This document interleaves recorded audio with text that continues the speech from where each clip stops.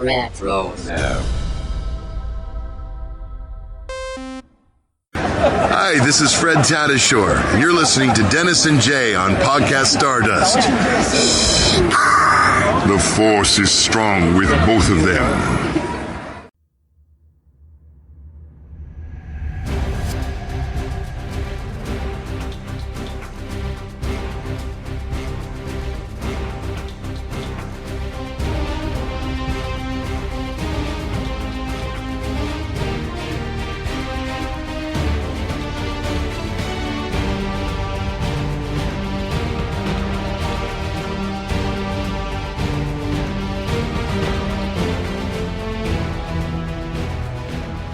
Welcome to Podcast Stardust. This is the fully armed and operational podcast dedicated to Star Wars news, reviews, and discussion. I'm Dennis Keithley. And I'm Jay Krebs. And we're going to wrap up this spooky week with a look at some recent Star Wars news. But before we get into that, Jay, I want to remind everybody where we can be found on social media, please. You got it, Dennis. We are on Facebook and Instagram very conveniently at Podcast Stardust. All right. The dish is aligned. The ghouls and ghosts are out. The signal's boosted to maximum output. Witch is on her broom. The shield is down. We're now broadcasting to the galaxy. Happy Halloween to all those celebrate. I hope everyone is going to get out tonight with their kids and have some fun, get some candy, hand out some candy, do whatever it is that you do to celebrate Halloween. Jay, you got anything going on for Halloween? How did you know I was sitting on a broom? That's what I'd like to know. Actually, no, and I'm really bummed about it. We were talking about this just before we started recording, and I feel like October's just been crazy busy. And the other day I was talking to my husband and I said, I have nothing going on for Halloween this year. And that's so weird to me because I'm not like that. It's my favorite holiday. And usually I have an appearance for something for, for cosplay. They're doing some kind of trivia night or doing something for school. And yeah, I don't think I told our listeners that I've retired from teaching, but there it is. Yeah. So not so much news anymore, but at any rate, so yeah, it's just so weird. And we don't have trick-or-treaters around here because we live literally in the middle of a cornfield. So it's very sparse unless we have the children of the corn come around, which I hope we don't. But what about you guys? What are you doing for Halloween? Not as much as we used to, because of course the kids have grown out of trick-or-treating, a couple of years ago. But it's a pretty active neighborhood. I've got neighbors down the street that really, really goes all out. And so it brings all the neighborhood kids out and then kids from other neighborhoods around here to the place. And so we'll be giving out candy. It'll be busy. I'll put out my Darth Vader pumpkin that I got from Halloween 10 years ago. Wow. It just occurred to me how long ago that was. Wow. Yeah. Yeah. Oh, okay. So yeah, that's what we'll do. And it'll be fun. The biggest issue I have is just my dogs go nuts with all the trick-or-treaters and stuff. So keep them in line. I'll probably watch the Muppets Haunted Mansion and do that type of thing.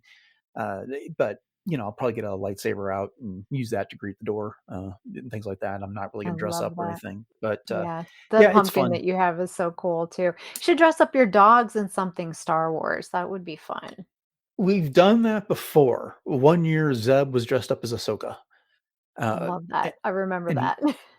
And he hated it. So that's not true. He didn't like the headgear. He was fine with a little vest type thing that we put on him. So we've done that before, but you really can't take advantage of it because we kind of have to hide him in another room because they just don't like people coming up to the house. Yeah. But did you ever do? I think we've talked about this before, but I can't remember the answer. Did you ever do Star Wars costume for Halloween when you were As a growing up? kid, no, which is really weird to me to think about that. No, I always was, whatever my mom and I would come up with, and she would make them. So, it's funny because I've been seeing all of these fun, Gen X Halloween kind of things circulating with the plastic. Remember those plastic masks that we had that were so creepy? And then the plastic, basically like poncho type costumes. Yep. I had those. I was very lucky. I had a mom who knew how to sew, which is thankfully where I have gotten, my seamstress abilities from. So she always made my costumes. We always designed them together. But no, I was never anything Star Wars, which is really crazy to me. I guess I saved that until I grew up. So there you go. Yeah. Yeah. What about you? Yeah, I had a couple, I think the Ben Cooper costumes, I think they were. And growing up, I think the first one I had was C-3PO. which is Nice. just like you said, it's the plastic mask with the elastic string on the back, and Yeah. you wear it too long and you build up all that moisture between your face and the mask, and you end up raising it up over your head while you're going from house to house and just putting it down so that because it's all fun when you start, but then after a half hour of that, you get pretty warm in those things. And then one year I did Darth Vader. I did one of those as Darth Vader growing up. Nice. My kids did quite a few Star Wars costumes over the years. I think Alec was like every stormtrooper imaginable at one point, from Mm-hmm. the First Order stormtrooper. I think he was the flame trooper as well from The Force Awakens, and he's done the Death Trooper and the Sith Trooper, and he did a lot of those. DJ did a clone trooper once. When they were real little. Alec was Yoda and DJ was Captain Rex. That was pretty cool. But That's awesome. yeah, I mean, and the costumes, neither myself or Beth have the talent to sew and create that type of thing, but they've come a long way since we were They kids. have, for Yeah. sure. Beth one year was doing she was, when DJ was still in high school, and it was I think it was with the orchestra, and there was some sort of Halloween thing going on with the orchestra. She did a really great Jedi costume for that. That's And awesome. we couldn't find a working lightsaber in the house. This was pre-Galaxy's Edge. So Oh, had to come up with something at the last second to help her with. So she was a Jedi using a red lightsaber. That's all I could find. hey, But got to do what you got to do. yeah, yeah. I know But my boys had all of those as well. They were both Jango Fett and Boba Fett. Colby was Captain Fox one year. mhm, They've been Jedi. It's all over the place. They had clone costumes, and what was really cool too was growing up on a dairy farm. Even in the summertime, they would put on those outfits slash costumes, and they would go down to the creek and they would pretend, and so they got a lot of love out of those mhm. costumes, and we still have them. But so it definitely went beyond just the Halloween, that's for sure. But we have tons of those Walmart type lightsabers still in the basement, the ones that are telescopic kind of thing. I still have a ton of those down there. Yeah. And then I guess the other thing is we were completely remiss in not acknowledging the 6th anniversary of the podcast a few days ago. I don't Right. know how that slipped by. Now, traditionally, what we do is over the course of November, I've got stamps on all the episode imagery that talk about how many years it's been. But the actual anniversary of the podcast is October 27th, when we released our first, I think it was 7 episodes all at once Mhm. at that Mhm. time. And then but like I said, we traditionally note it in November, but the actual anniversary was October 27th. So hey, Jay, congratulations to us. Happy anniversary. 6 years of podcasting on Podcast Stardust. And here we are in episode 959. Yeah. I didn't doubt that we were going to be doing this for a while, but it is just crazy to me to think that we have put out this many episodes over this length of a period of time. It's so, so wonderful, honestly. I mean, it's gone by so fast too.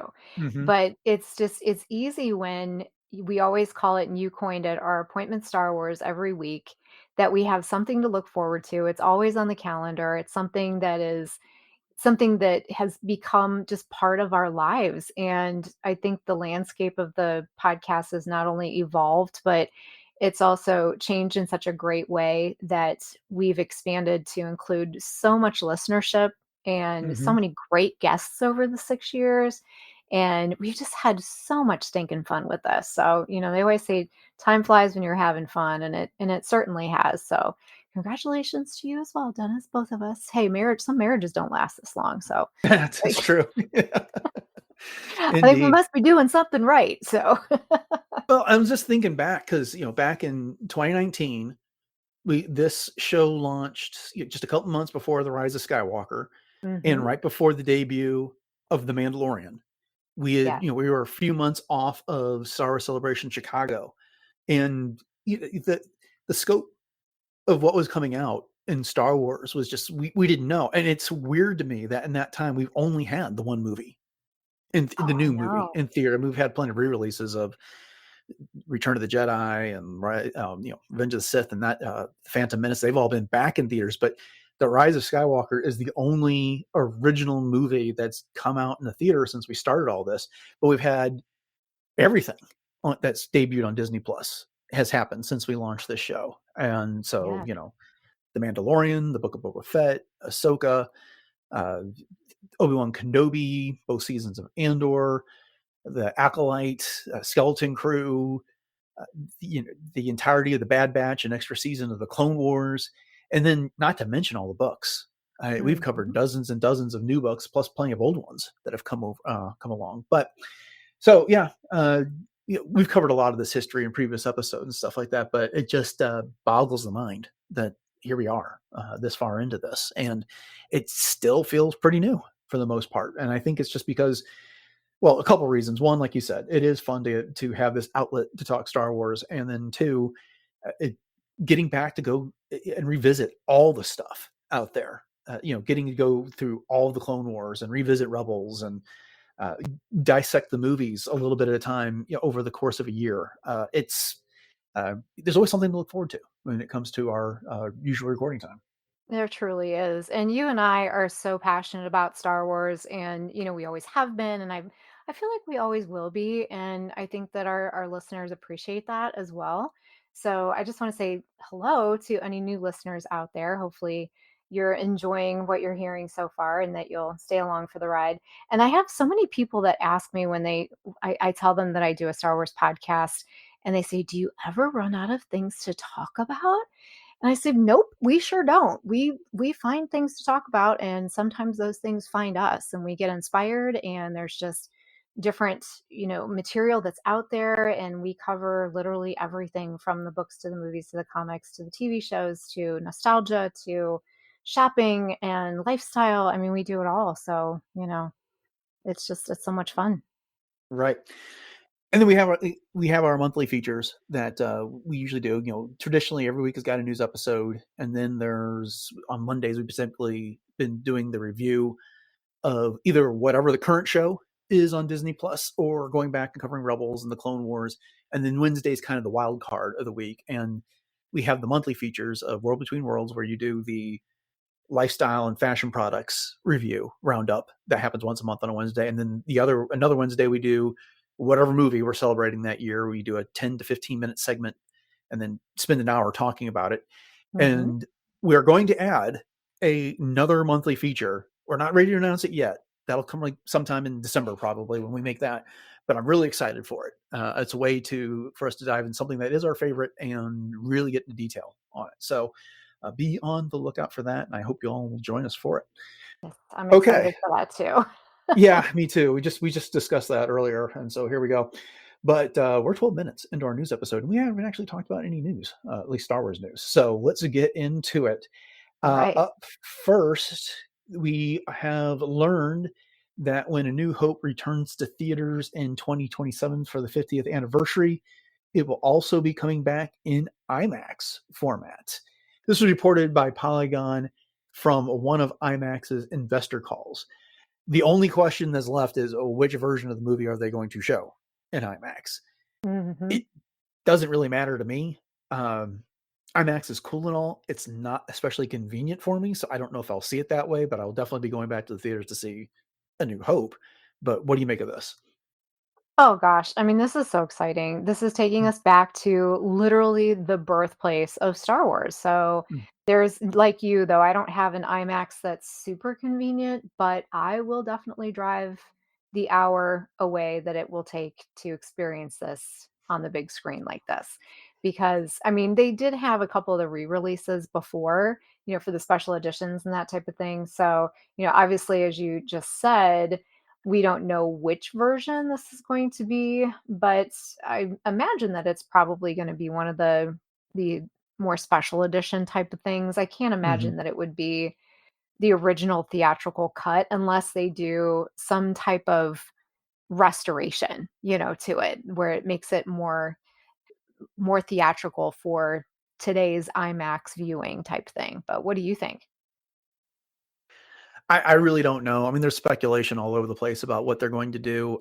I'm at peace with the special editions compared to a lot of people. I think I don't mind the additional scenes. If there's one thing that is a little bit off for me, it's simply Han Solo stepping on Jabba the Hutt's tail.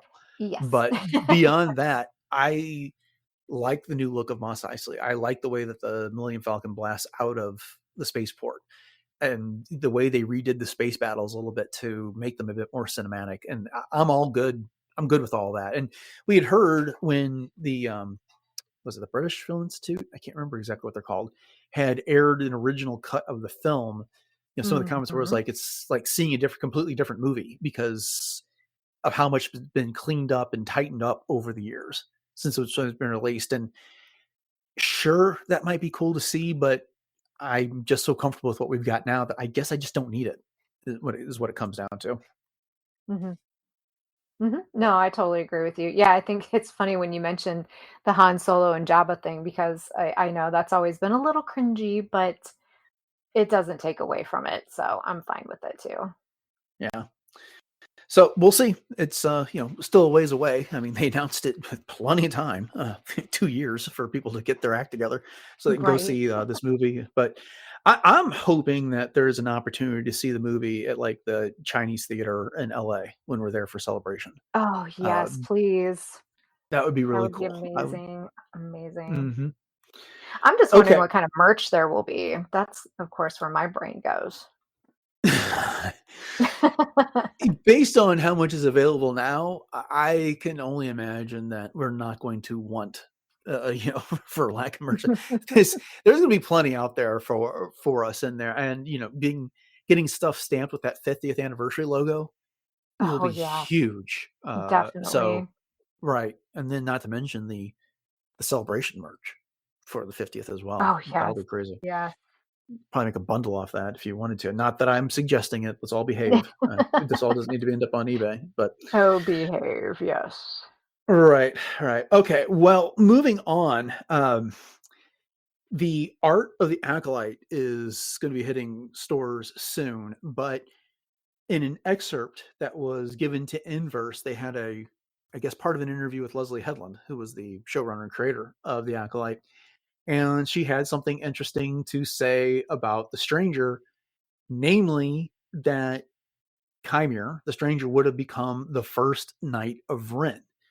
And the quote reads as, "It was in the design of the character, as well as knowing that we were going to introduce Darth Plagueis, who has to end up with Palpatine as his apprentice. Following the rule of two, a precept that limited the Sith to just two at any given time, a master and apprentice, one way to keep it going is if the Stranger is the first Knight of Ren, part of a Sith-adjacent cult that we know eventually survives." Fascinating. What did you think about Mhm. this? I love it. I mean, the whole idea of the Sith adjacent with the Knights of Ren, because that way it like she said, it does not jumble up the whole idea of the rule of two. It doesn't do anything to that, but there's a great way for this dark side warrior faction to exist. Mm-hmm. And I think that that is a great origin story, and it's something that I would love to see explored. What about you? I'm 100% with you. I thought this was a great idea. I mean, look, The Acolyte probably wasn't our favorite. I know it wasn't our favorite Disney Plus Star Wars show.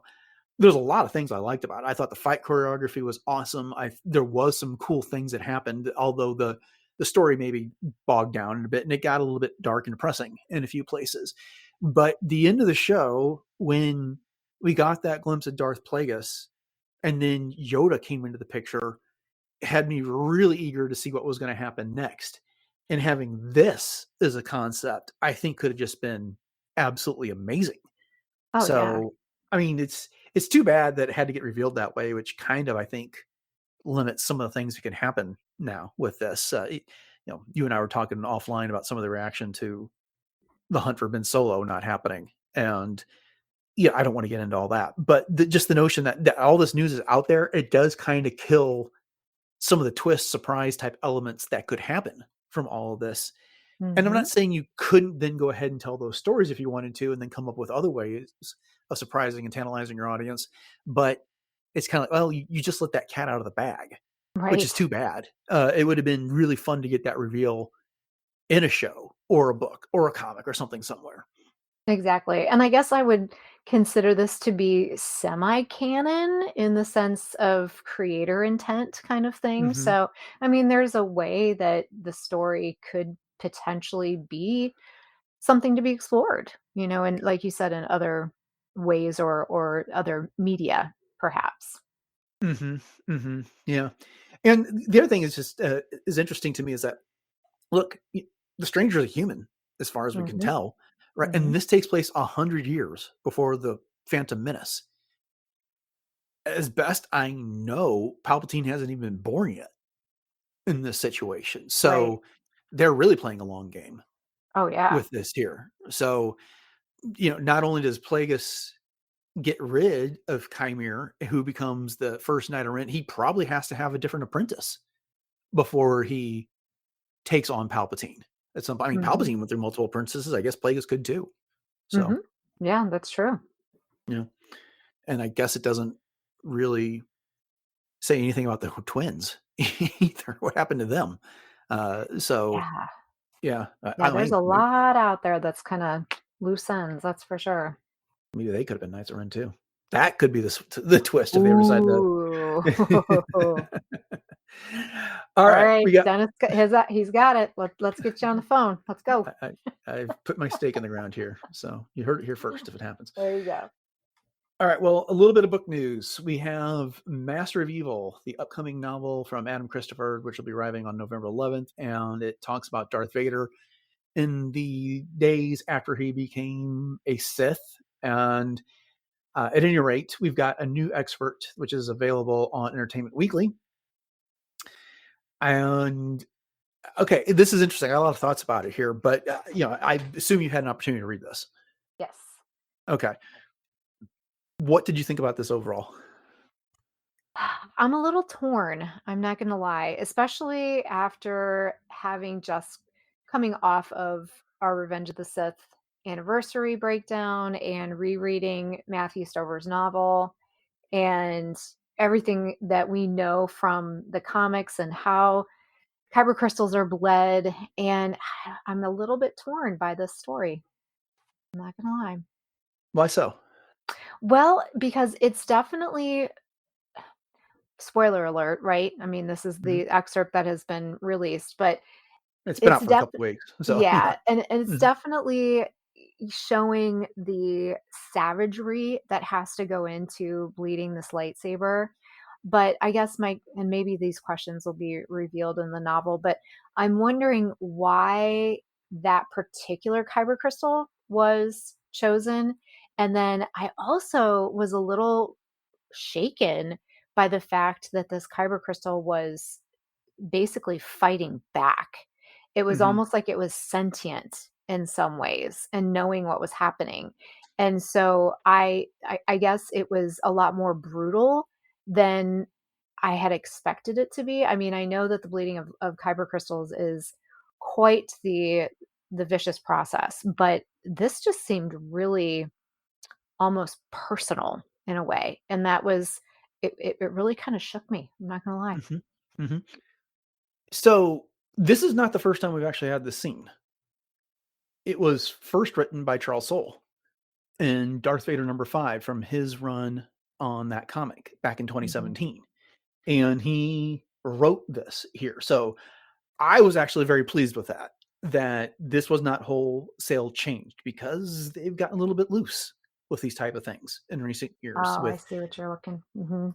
yeah, with some canon contradictions between what happens on screen, what happened in books and comics, between books and comics and stuff like that. I'm not saying it's egregiously bad, but there has been some slippage in that department. And anyone who's listened to this podcast long enough knows I am a huge, huge fan of Charles Soule's work, whether it's been Mhm. his books, his comics, or whatever.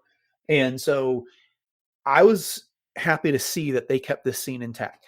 Now, did you notice whose crystal it was that Vader had?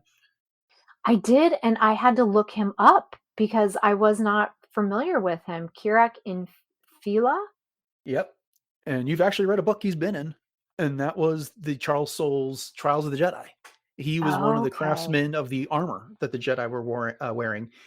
He, Oh, okay. yeah, he eventually takes the Barash vow, and so he was Mhm. absent from the Jedi at the time of Order 66. And so Vader becomes the apprentice to Palpatine, and he lost his lightsaber, of course, on Mustafar. Obi-Wan Kenobi took it. And it Mhm. was time for him to get a new lightsaber. Palpatine basically told him, you don't just get one, you have to go take one. And so Vader had to find a surviving Jedi, defeat him, take his saber, and bleed the crystal. And so that's why we've got Karak and Falaz. I'm not going to get into the details of the fight. You're going to have to read those 5 issues at some point. That's not yes, going on our list of things. It's a really good story. definitely. It's a knockdown, drag out fight. There's all kinds of stuff that goes into it. And then Vader takes it back to Mustafar, to this. They're calling it a locus of dark side power in this excerpt, but it's also been called a vergence in the Force and other places. And this is eventually where he makes his castle on Mustafar and does other things as well. So to me, the question is, Charles Soule's the one that essentially, and as far as I know, if he didn't invent the concept, he was the first one to ever write it and put it into a canon source. And everything that's come with bleeding has happened thereafter. We've had instances where, again, spoilers for other properties here, the Jedi Survivor game, we get to see that Jedi who was basically put into stasis during the High Republic. And once he's freed, he bleeds his own crystal. Right. There. And then Osha, I believe it was, in the Acolyte, she bleeds a crystal.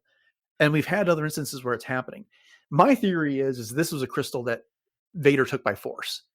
And therefore, and he was using it in a locus of dark side power. And so the crystal was fighting back.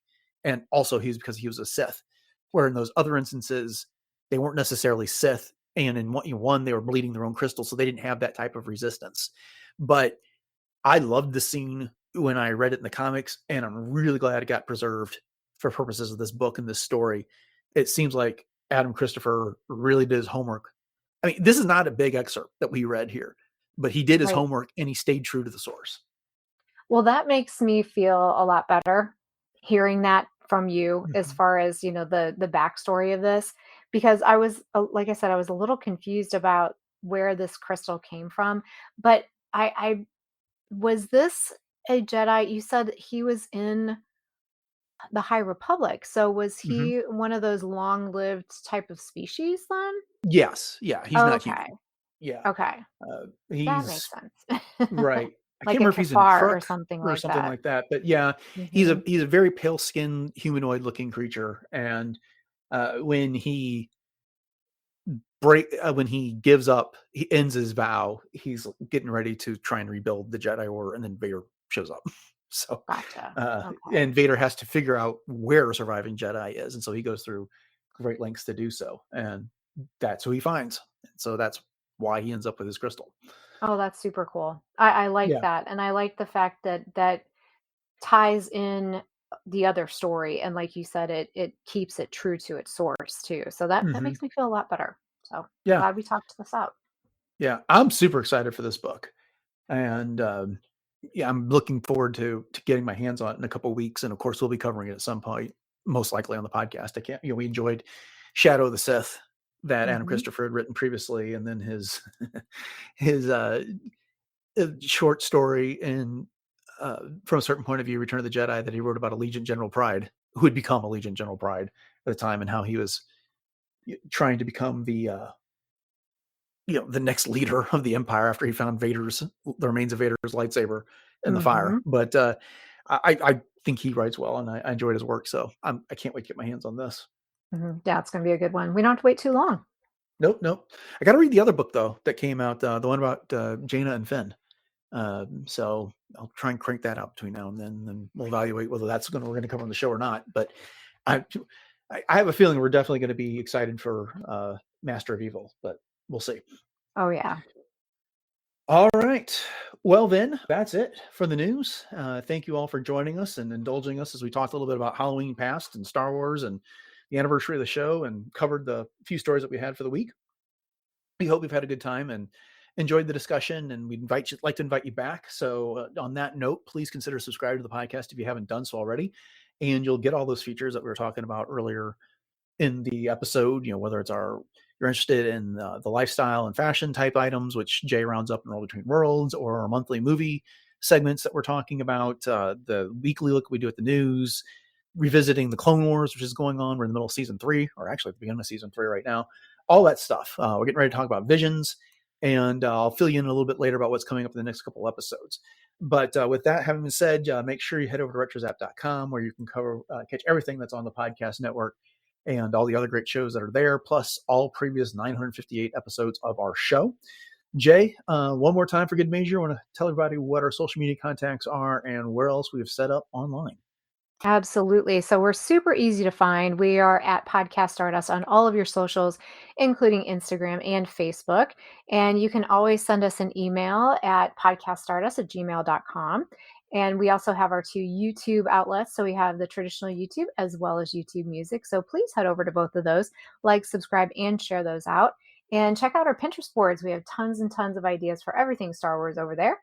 And if you are in need of some new closet swag with Podcast Stardust logos, you can head over to our TeePublic store, where we do have 7 different show logo designs available on everything from t-shirts and sweatshirts to coffee mugs and some home goods, tote bags, everything in between. And every one of those purchases does help to support the show. So please snap a picture if you do get something and let us know about it. And once again, the link to that is in our show notes.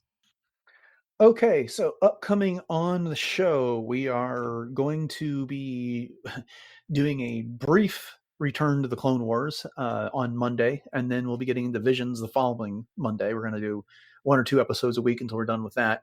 And then on Wednesday, we are going to be breaking down the Revenge of the Sith novelization, and I'm very excited to talk about that. So make sure you come back for those 2 episodes. We'll be waiting for you. Okay, thanks for listening to episode 959 of Podcast Stars, everyone. Have a great weekend. Happy Halloween one more time. And until next time, may the Force be with you.